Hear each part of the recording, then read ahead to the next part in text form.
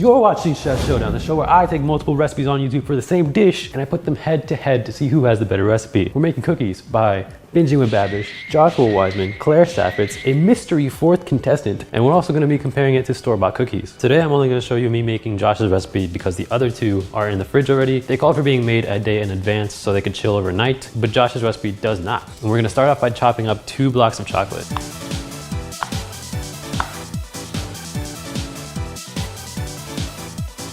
So now that we've chopped the chocolate, the next step is to add both brown sugar and white sugar and mix those until combined. And this recipe, much like Babish's recipe, uses more brown sugar than white sugar, whereas Claire's recipe uses equal amounts. Don't know how that's gonna affect the final cookie, but something to note, something to keep in mind. So I've got the sugar in the mixer, and now I'm just gonna stir it up. And now that they look pretty homogeneous, pretty incorporated into each other, I'm going to add the butter, which is weird because this recipe, unlike the other two, calls for just regular melted butter. But the other two require you to brown your butter, which gives it a bit more nutty flavor, a bit more of that butterscotch hit, as Claire Stafford's would say. I don't know if that's going to affect the final cookie. It's something to keep in mind for sure. We're just gonna gently stream this in, hopefully not make a mess on my counter in the process.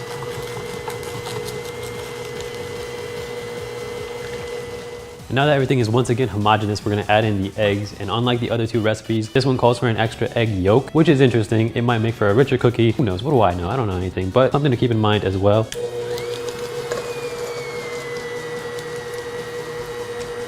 Now that the eggs are fully mixed in with everything else, we're gonna add some baking soda and salt.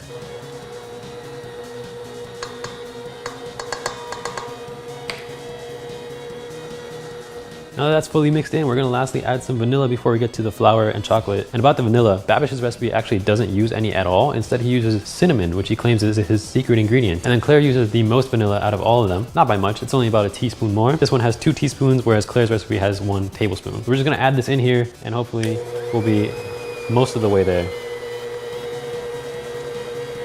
And now we're in the final stretch. We're gonna add this flour into the batter, which is kind of strange because unlike all the other recipes, Josh does not mix in the dry ingredients together. The other recipes call for separating the dry ingredients and mixing those separately, whereas this one just kind of throws them in one at a time. Bit of an interesting strategy. Don't know if that actually has an effect on the cookie texture or final taste. We're gonna add the flour next nonetheless. So I've added the flour in stages as recommended by the recipe, and then we should be ready to add the chocolate. So the flour is fully incorporated and we're most of the way there. We're just gonna add this chocolate and we should be about ready to bake all of these cookies and find out who is the winner. It's a delicate operation. So I'm just scooping these out into relatively even-sized balls onto some parchment paper. And we're just about there. We have Babish's cookies, Claire's cookies, and Josh's cookies. They all look quite a bit different. I think Claire's was the softest batter out of the 3. Babish's was the stiffest. And then of course, Josh's cookies are the biggest because he requires them to be Big Daddy cookies. Whatever that means. But we're gonna get them into the oven. Thankfully, they all bake at the same temperature of 350. They require different times. So we're gonna let this one go for about 14 minutes. This one's about 17, and this one's about 20. Ooh.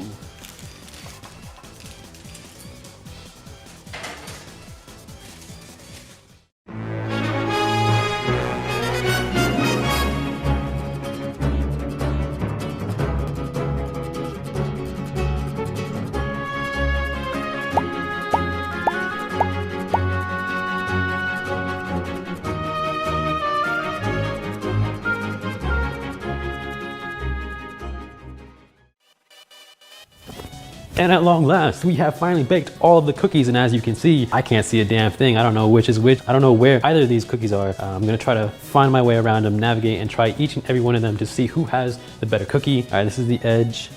I'm gonna go for this one right here. I'm just gonna snap off a piece. Try not to make too much contact with it.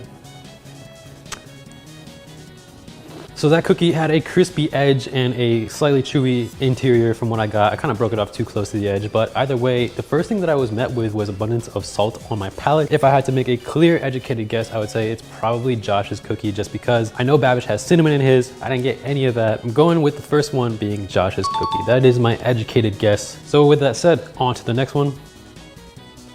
That is a bit of a dead giveaway. Yeah. A damn fine cookie. Definitely the store-bought because it is the thinnest of the cookies in the bunch. There's not really much there. Chocolate doesn't stand out. The batter is slightly sweet, and that's about it. A decent cookie. It's from my local grocery store, their bakery section. It's really fine, but I don't think this is something that I made myself. So we got this one done, we got this one done, and now we're onto this one.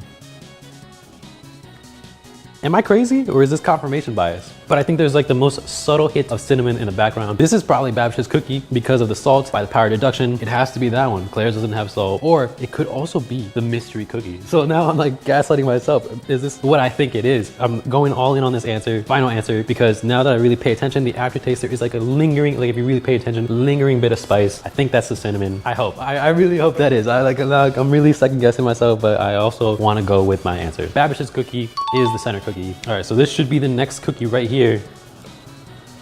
I got a lot of that one.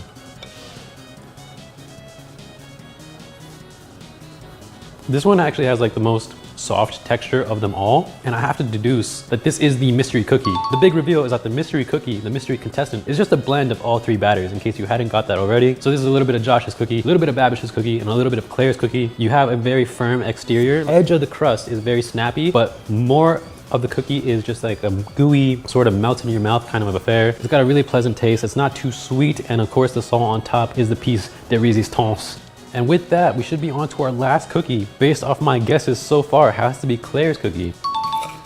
Oh, this is definitely the crispiest cookie. This is almost giving like a Tate's cookie. Not a taint cookie, a Tate's cookie. Like Tate, you've seen the little green bags, you know what I'm talking about.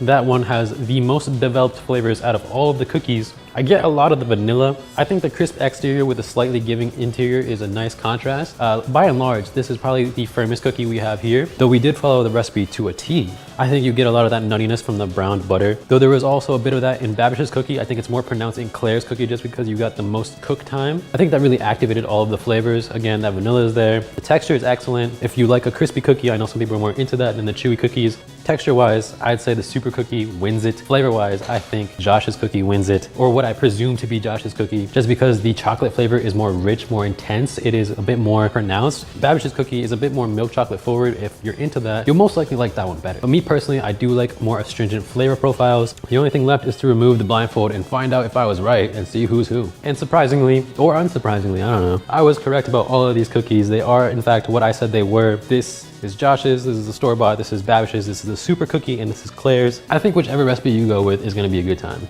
Me personally, I prefer Josh's cookie, but that's by and large due to the fact that I put a different kind of chocolate in there, though this was the easiest cookie to make. Mind you, I didn't brown butter, I did not chill it overnight, and it still came out pretty comparable. I think Babish's cookie edges it out in appearance. It's definitely visually a lot nicer to look at, and I think that's probably due to the fact that you chilled it overnight, so it gives you a bit more of a ripple effect on the cookie, and the crumb looks prettier. Aesthetically, Babish wins. Taste-wise, Josh wins. Texture-wise, the super cookie wins. And with all that said, I would like to thank you for watching, and also thank my patrons because they give me money and I really appreciate that. Thank you to Eggox, thank you to Max Gin, and thank you to everyone on the fridge. If you too would like to get on the fridge or just support the show in general, the link to the Patreon is in the pinned comment below.